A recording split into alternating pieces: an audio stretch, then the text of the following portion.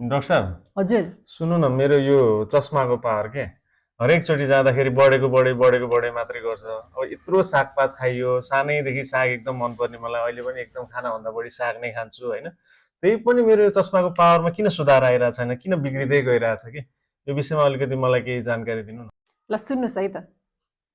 खासमा हाम्रो आँखामा चाहिँ रड्स एन्ड कोन्स भन्ने फोटो रिसेप्टर्सहरू हुन्छ र जुन त्यो रड्स एन्ड कोन्स मध्येको रड्सहरू छ तिनीहरूमा चाहिँ रोडोप्सिन भन्ने एउटा भिजुअल पिगमेन्ट हुन्छ र त्यो भिजुअल पिगमेन्ट चाहिँ दुईवटा कुराले बनेको हुन्छ। एउटा चाहिँ अप्सिन भन्ने प्रोटिन र अर्को चाहिँ भिटामिन ए को डेरिभेटिभ जसलाई हामीले रेटिनाल भनेर भन्छौँ। अब भिटामिन ए को कमी भयो भने चाहिँ त्यो रेटिनालको अभावमा रोडोप्सिन भन्ने पिगमेन्ट बन्न सक्दैन र रोडोप्सिनको अभावमा चाहिँ जुन रड्सहरू थियो त्यो रड्सहरूले चाहिँ कम्प्लिटली फङ्सन गर्न सक्दैन। त्यस कारणले गर्दाखेरि हामीलाई राति पख हेर्न अथवा अन्धकारमा हेर्नलाई चाहिँ समस्या हुन थाल्छ, जसले हामीले नाइट ब्लाइन्डनेस भनेर भन्ने गर्दछौँ।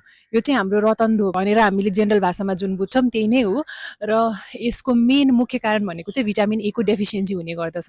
त्यही कारणले गर्दाखेरि तपाईँहरूले हरियो सागपात अथवा पहेँलो फलफुलमा जोड गरेर खानुभयो भने चाहिँ शरीरमा रेटिनालको अभाव हुँदैन र रेटिनालको अभाव नभइसकेपछि चाहिँ तपाईँको दृष्टिमा चाहिँ अँध्यारोमा समस्या हुने, नाइट ब्लाइन्डनेसको समस्या हुने त्यस्तो हुँदैन। पहिला पहिला चाहिँ हरियो सागपात पहेँलो फलफुल खानुपर्छ, आँखा तेजिलो हुन्छ भनेर भन्ने चलन थियो। साथसाथै यो भातबहादुर र सागबहादुरको फोटो पनि तपाईँहरूले सानो बेलामा देख्नुभएको थियो नै होला। हामीलाई पनि बाबाले सानो बेलामा साग खाएनौँ भने चाहिँ साग खुवाउनुको लागि यही फोटो देखाउने गर्नुहुन्थ्यो, किनभने त्यो बेलामा चाहिँ भिटामिन ए डेफिसियन्सी एकदमै व्याप्त थियो। तर अहिले चाहिँ गभर्मेन्टको भिटामिन ए सबै बालबालिकाहरूलाई खुवाउने जुन प्रोग्राम छ त्यसको अन्तर्गत चाहिँ भिटामिन ए डेफिसियन्सी एकदमै धेरै कन्ट्रोलमा छ र लगभग निर्मूलै जस्तो भइसकेको छ। त्यसै कारणले गर्दाखेरि अहिले चाहिँ भिटामिन ए कै डेफिसियन्सीको कारणले राति पख हेर्ने समस्या भएको बिरामीहरू चाहिँ त्यति धेरै हामीले देख्दैनौँ।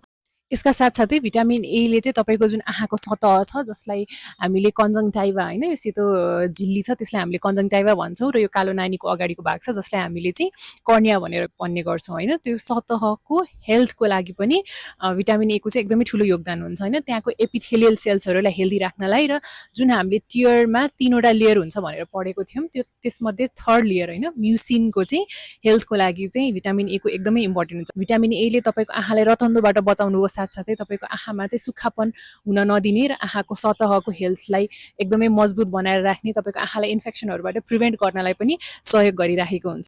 तर भिटामिन ए को कारणले गर्दाखेरि आँखामा चस्मा लाग्दैन अथवा आँखा तेजिलो हुन्छ भन्ने कुरा चाहिँ मिथ नै हो। साग खाएर आँखा तेजिलो हुन्छ कि हुँदैन भनेर तपाईँलाई कसैले आएर प्रश्न सोध्यो भने उहाँहरूलाई यो भिडियो देखाइदिनु होला। Thank you for watching.